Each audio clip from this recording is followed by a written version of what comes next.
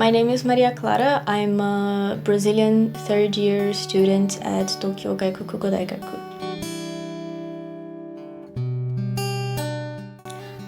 My parents had a beach house in the interior of Rio de Janeiro, and every summer we would go there and spend a month or two and have barbecues, and all of the memories there are my favorite.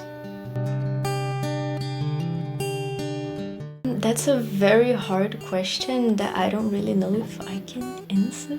I guess I've been in Japan ever since 2021, and I miss a lot Brazilian food. There is a Brazilian restaurant in Kichijoji, but it's not the same. And I realized that anything that my mom makes is my favorite food. So we Brazilians eat a lot of rice and beans, and then just as soon as I went back to Brazil on vacation, I wanted to cry eating her food.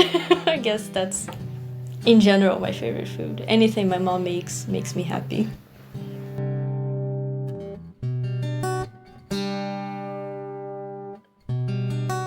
I guess my biggest hobby is drawing. I have always made illustrations ever since I was a kid. And in Japan, I've had, I guess, more time to focus on that as well. So in university, I take some time to practice, and I've improved a lot. It helps me de-stress from the assignments. So I've improved a lot in Japan, I would say.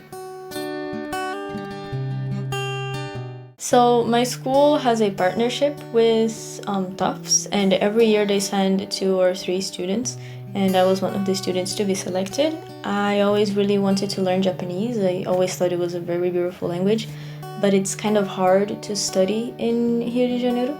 So I saw this and I was like, it's meant for me. I'm meant to study Japanese and go to Japan. So even though I had some health conditions, I was like, I can do it. And I'm here and I'm pretty excited to be here.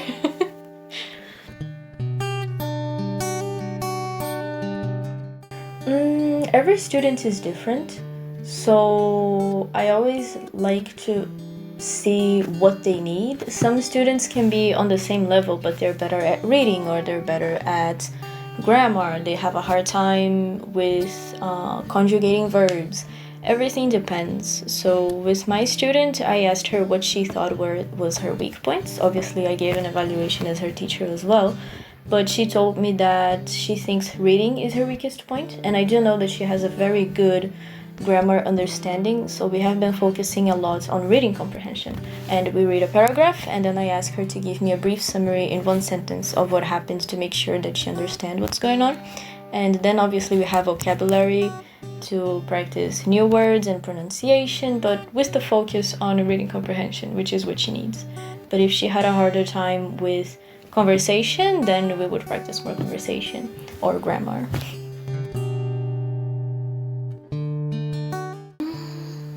That's a very good question. I don't have a lot of experience teaching. I have worked on summer camp helping kids with their English, but it wasn't actually teaching. And I have tried teaching Japanese to my sister because she wanted to learn it. So I think if the student is a beginner, just help them with the correct pronunciation of the words and the alphabet so that they can sound more fluent and more confident in themselves.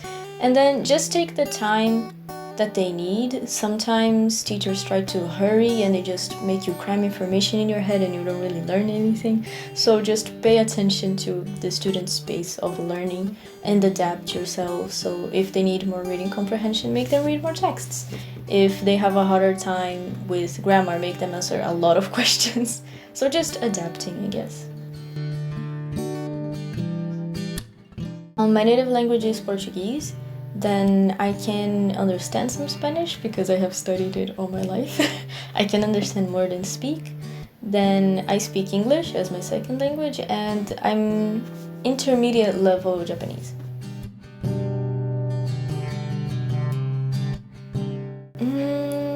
I learned English by myself because my parents didn't really have enough money to pay for a private course. So my method and what made learning English very fun for me, I'm a person who loves learning science and just random things, history facts. So I would get scientific articles in English and I would read them, and the words I didn't understand I would research. So I would be learning English, reading articles about human anatomy and bioluminescence, and it was interesting, so it made me want to read. And that's how I learned not just conversational English by practicing with my sister, but also academic English. And it was very fun.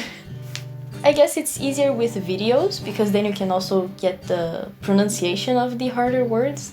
So, and then you also have someone making it more interactive. But videos and articles in academic topics, that's the most fun for me. Phrase? I guess maybe the differences in love words, not really a phrase, but just words. So, 愛してる、好き、愛してる、恋してる. In Portuguese, you just have I like you and I love you. And I just think it's so interesting that there is a word that expresses the utter love for someone. So it's very rare to see someone saying 愛してる. In Brazil, it's very normal to say eu te amo, I love you. So it's, I guess it really represents the Japanese culture and the differences. So I really like the love words.